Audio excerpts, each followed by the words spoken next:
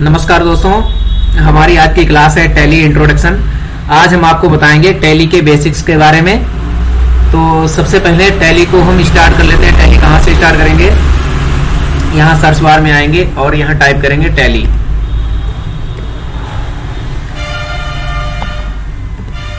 ये देखिए यहाँ पे लिख के आ गया है टैली ERP 9। इसी को हम ओपन करेंगे।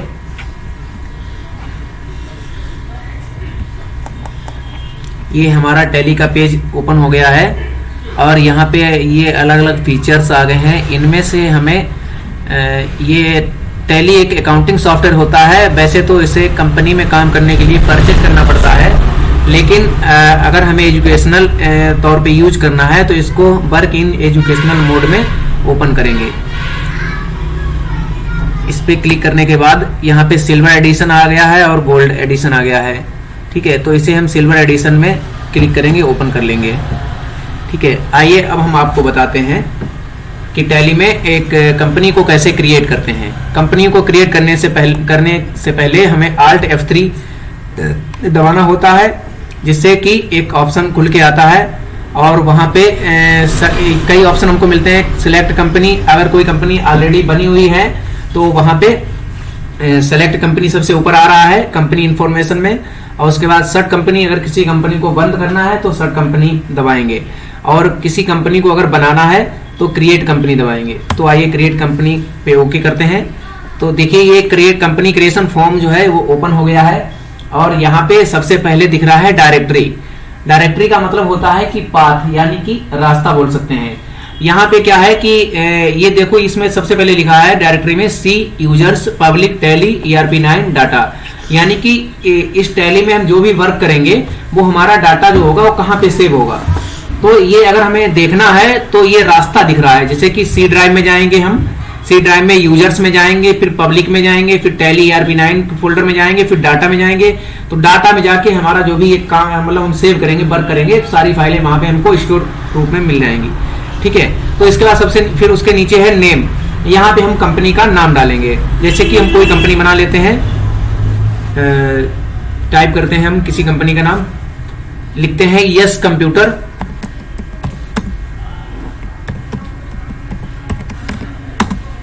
कंपनी।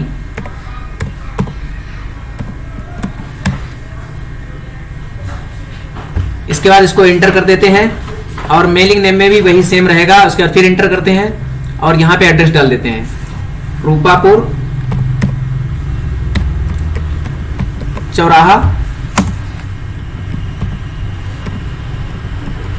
Near Honda agency.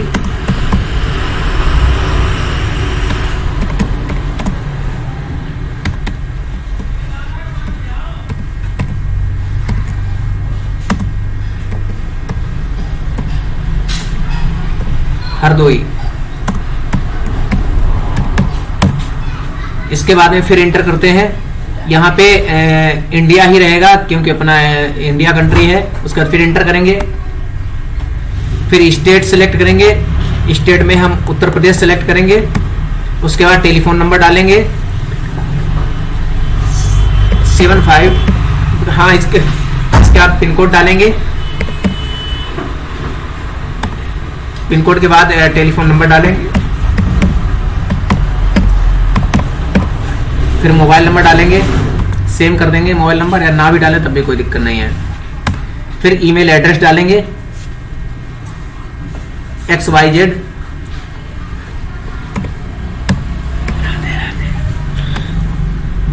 @123। इसके बाद एंटर कर देंगे। फिर इसमें करेंसी सिंबल रेट ही रहेगा, और इसमें फिर अकाउंट टाइप जो है वो हम अकाउंट ओनली में अगर करेंगे, या अकाउंट विद इन्वेंट्री जिसमें करना चाहते हैं उसमें कंपनी का टाइप सेलेक्ट कर लेंगे। उसके बाद ये फाइनेंशियल ईयर यही रहेगा, क्योंकि ये हमने एजुकेशनल मोड में रखा है। अगर हम कंपनी के मोड पे परचेज करेंगे तो हमें डे बाई डे की एंट्री मिलेगी, इसमें सिर्फ इतनी ही मिलती है सीखने के लिए। ठीक है, इसको भी एंटर कर देंगे और फिर धीरे सब सारा एंटर करते जाएंगे। कुछ नहीं करना, सिर्फ एंटर करना है। ये देखिए इंपोर्ट हो रही है फाइलें, हमारे जो डेटा है वो इंपोर्ट हो रहा है, और ये कंपनी क्रिएशन फॉर्म कंप्लीट हो रहा है।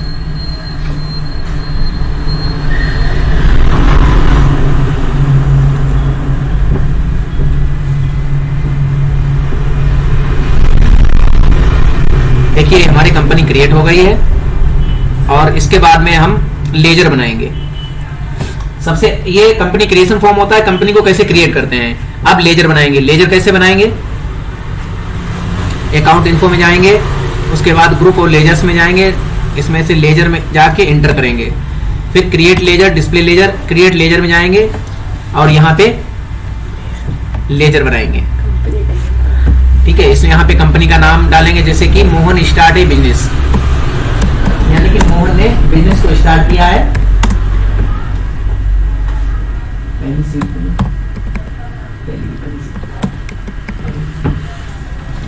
मोहन स्टार्ट ये बिजनेस, यानी मोहन ने एक बिजनेस। ठीक है, अब ये यहाँ पे हम लेजर बनाएंगे, मोहन स्टार्ट ए बिजनेस। ये कैपिटल अकाउंट में बनाएंगे लेजर, क्योंकि ये बिजनेस उन्होंने स्टार्ट किया। ये कैपिटल अकाउंट लिख के आ रहा है, इसमें सी जैसे टाइप करेंगे वैसे ही हमारा कैपिटल अकाउंट आ जाएगा। ठीक है, और यहाँ पे एड्रेस डालेंगे, हम आगे बढ़ा देंगे उसमें और आगे बढ़ाते जाएंगे, एक्सेप्ट करा देंगे। ये कैपिटल अकाउंट बन गया है। उसके बाद अब बैंक अकाउंट बनाएंगे। बैंक अकाउंट का लेजर बना लेंगे। इसमें ये काफ़ी बैंकें दी गई हैं। इसमें सबसे पहले आईसीआई बैंक लिखेंगे और आईसीआई बैंक का इसमें इसको बैंक अकाउंट में बनाएंगे।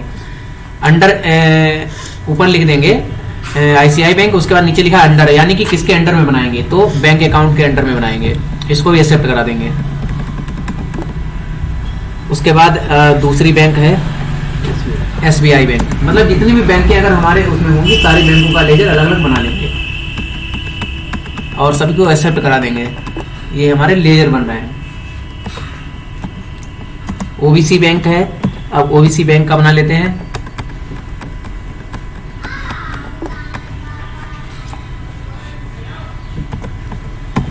इसके बाद पीएनबी बैंक है, पीएनबी बैंक का बना लेते हैं।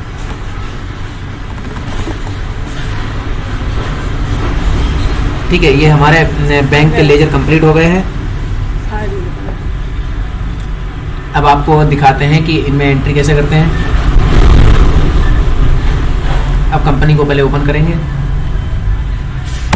पहली एंट्री F6 होगी। ये पेमेंट रिसिप्ट बनाएंगे। इसमें अकाउंट में एंट्री करेंगे। मोहन स्टार्ट है बिजनेस। मोहन ने कितने से स्टार्ट किया, 5,10,000 रुपए से मोहन ने अपना बिजनेस स्टार्ट किया है। ये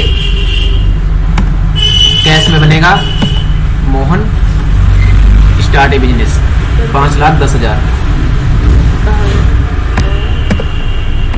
कैश, यानी कि अकाउंट में कितने कैश से बिजनेस स्टार्ट किया, 5,10,000 में किया है। इसको भी एक्सेप्ट करा देंगे। इसमें आपको सबसे इम्पोर्टेंट चीज ये बता दें कि इसमें टैली में माउस का प्रयोग बहुत ही कम होता है। ठीक है, सिर्फ बस कीबोर्ड से दर काम करते जाना है और माउस का यूज नहीं करना है। अब दूसरी एंट्री करते हैं। बैंक की आईसीआई बैंक में हमने डिपॉजिट किया 10,000, 1 लाख रुपए। 1 लाख रुपए इसमें हमने आईसीआई बैंक में डिपॉजिट किया है। और उसके बाद में फिर हमने एसबीआई बैंक में 1 लाख रुपए डिपॉजिट किया है।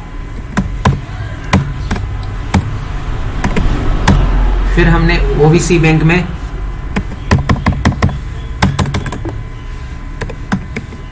में भी 1 लाख रुपए डिपॉजिट किया है और पीएनबी बैंक में भी 1 लाख रुपए डिपॉजिट किया है।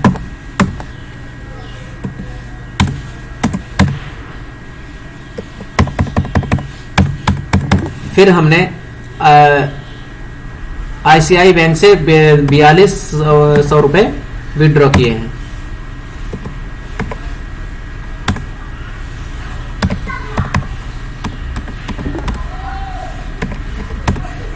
फिर उसके बाद एसबीआई बैंक से 4800 रुपए विड्रॉ किए हैं।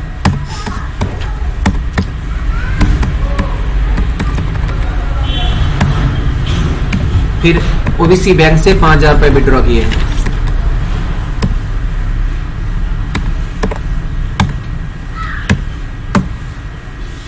फिर पीएनबी बैंक से 5,000 रुपए। फिर पीएनबी बैंक से 4400 रुपए विड्रॉ किए हैं।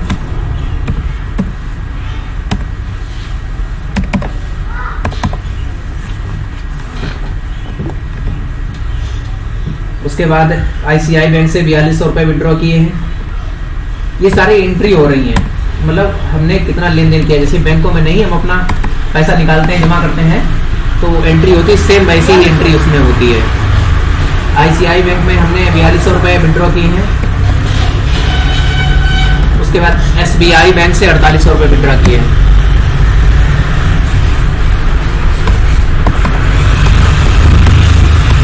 फिर OBC बैंक से 5000 रुपये विड्रॉ किए हैं।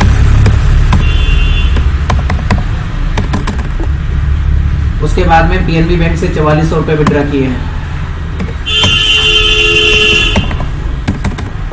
फिर उसके बाद ICI बैंक से 4200 रुपये विड्रॉ किए हैं। फिर SBI बैंक से 4800 रुपये विड्रॉ किए हैं।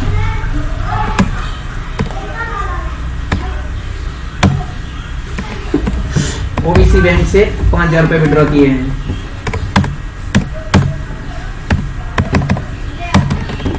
PNB बैंक से 4400 रुपये विड्रॉ किए हैं।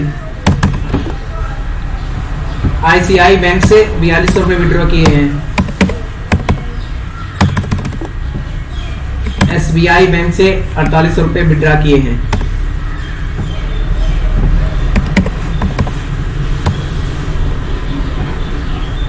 अब देखिए हमारी ये एंट्री कंप्लीट हो गई है। अब हम आपको दिखाते हैं कि बैलेंस शीट में आप देखेंगे कि एंट्री कौन कौन सी हुई है। ठीक है, यहाँ नीचे डिस्प्ले में आते हैं, क्लिक करते हैं और क्लिक करने के बाद डे बुक में जाएंगे और यहाँ पे ये देखिए जो हमने एंट्रियाँ की थी, सारी एंट्रियाँ day by day, date by date, सारी बहुत अच्छे तरीके से, रोचक तरीके से यहाँ पे प्रस्तुत हो गई हैं। ठीक है, और भी एंट्रियाँ हमारी बची हुई हैं और वो एंट्री हम बाद में करेंगे। ये सिर्फ बताने के लिए आपके लिए है